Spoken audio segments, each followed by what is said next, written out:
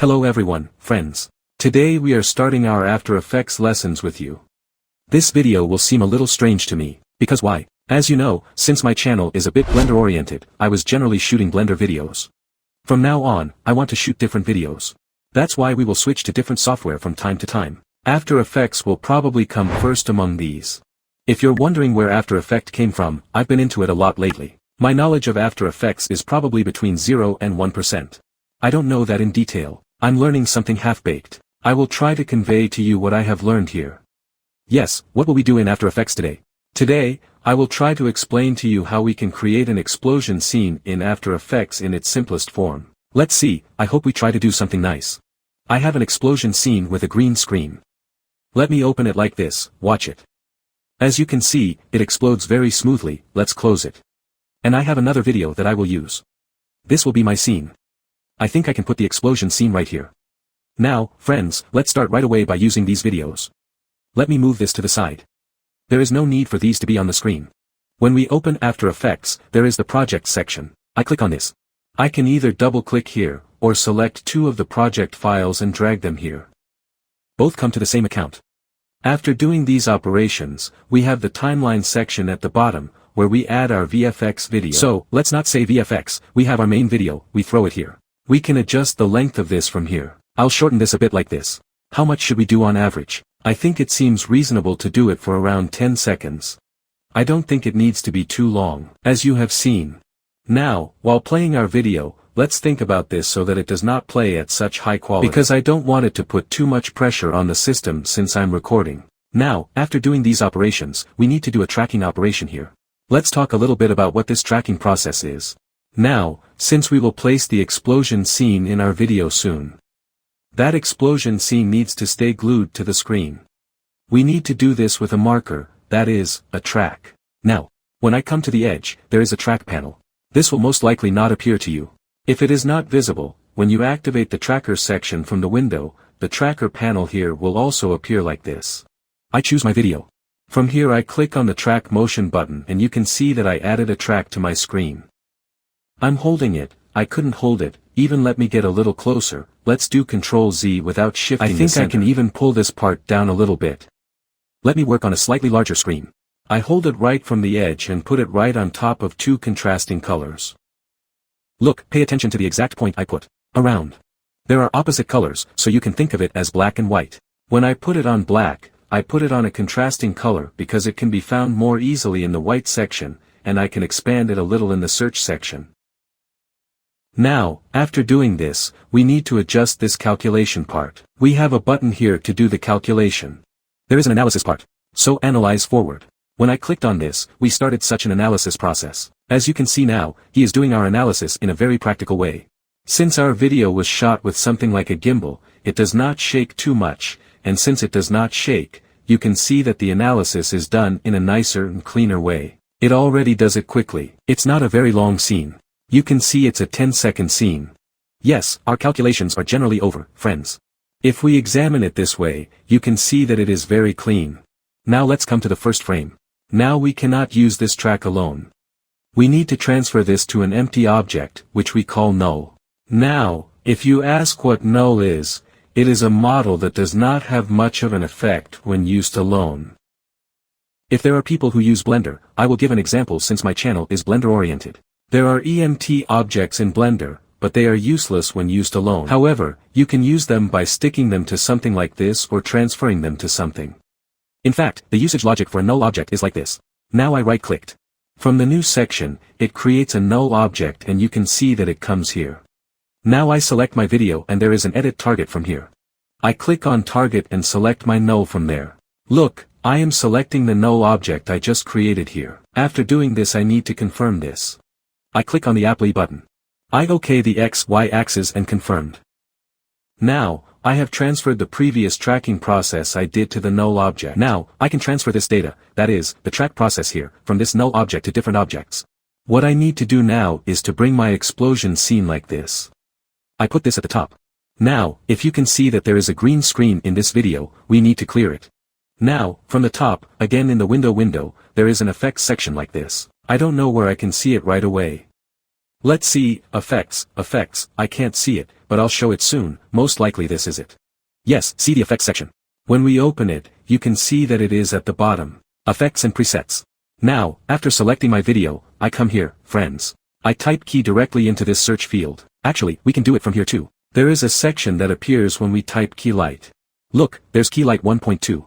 You can also do this from here, or you can right-click on our explosion effect here and go to the effects section. As you can see from the key section, you can also select the key light. They both mean the same thing. You can either do it from here or from the panel on the right. When we put our key light on it, look, there is an effect control panel. We come to this. From here, or even directly, when we click on the right, or rather right, when I rotate my mouse wheel once, I come to the project section. When I rotate it once, I come to the effects control panel. You can expand this panel from here if you want. I think it is not necessary. Now there is a droplet tool next to the screen color section. I clicked. Here you can see that when I select the green area, I automatically hide the green area. Look, I'm playing my video. As you can see, the explosion appears very neatly on the stage screen. Now I get to the first frame or the middle frames. I choose my video. More precisely, the explosion scene. I can move this left and right on the screen like this. It's entirely up to me. I can move this however I want. I can get a little closer like this. Or look at this part. Let me show you like this. I'm expanding it a little bit. You can actually think of it from Photoshop's layer logic. Look, there is an icon like this here. When we click on it, you can access its effects, transform and sound information. When I come to transform, I can make this object smaller from here. Look, I can change their positions in a controlled manner from here. It's entirely up to me. Look, I'm making it a little smaller like this. I can also adjust this from here. So it's entirely up to me. Now, after doing this, I said let it stay like this for now. Look, it says none in this section. I click on this and select null from here. Now look what happened when I selected null. As you can now see that the explosion scene remains fixed on the screen using the marker information in the null object. I think as a position, it looks pretty neat this way. As you can see, he can use it like this. Look, we created the explosion effect in a very clean and simple way. I look beautiful. Now, I think we can add a little extra detail here. He thinks we can add some shadow effects underneath this. So how do I do this? I right-clicked. From here, I will create a solid from the new section and change its color to black. What shall we say to this? We can call it shadow effect. Or you don't need to give it a name, but you can give it a name so that you can find it more easily, and I said OK. Now, I need to put this logically below my explosion effect. I come up with this and click on its box. I also click on the transform section. I'm lowering its opacity a little bit so that I can see it more easily. Now my explosion scene is about how big it is in general. Now how big is my explosion scene? It was almost like this. In this part, I need to do some masking like this. Now I'm a little closer. Here's how I come from those top panels. What do I have here? I have pen tool. I click on pen tool. I'm coming like this. For example, I didn't really like it here. I do Ctrl Z like this. I want to make it a little more curved like this. It would be more accurate to say that I want it to be curved. From here, friends, I roughly select the parts where the shadow will appear. I'm coming here because the back part doesn't matter much. I clicked and merged it like this. Now, when I set the opacity to 100%, it created such a different look. I can change its position or something. From here I click on my move tool. Look, I can pull this down a little bit like this.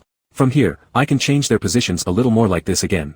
I think it could be like this. Now I play it back and you can see that it moves around the screen as well. Now, when I am in a place like this, I go to the parent link section of the shadow effects again and select null again.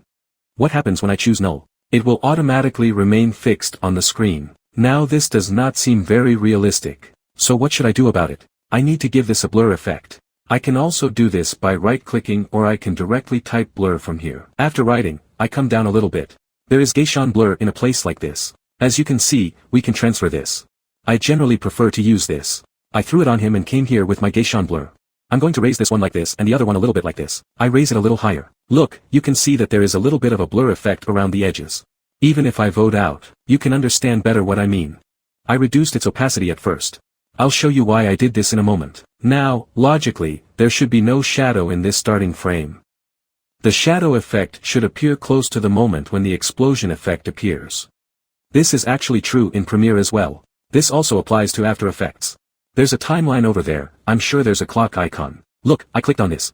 I play my animation like this. This is where my explosion effect almost started. Look, I came here, let me even come, I increased the opacity here very little, look, very little, and then I come to the part where the explosion gets a little more intense like this. At the points where my explosion rises like this, I increase the intensity of my shadow in a more controlled way.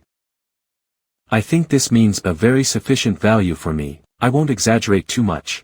We handled it very well. Now I come to the first frame like this. Let's watch by pressing the space key. Let's see what it looks like. Of course, there is also a sound incident in the background. It would be better if I turned off the sound right here first. Too much trouble. Let there be no hope for us. Now that it was full, it would be a little tight. That's why I'm going to lower the quality a bit, guys. Now I'm playing when I press space. Look, you can see that our explosion effect is created very nicely. I think it's very neat and beautiful. Yes, I think this will be enough for us for now. Now let's print this from the file export section. Here I will import it with export to media encoded. I can't see the export right away. I think my eyes are damaged.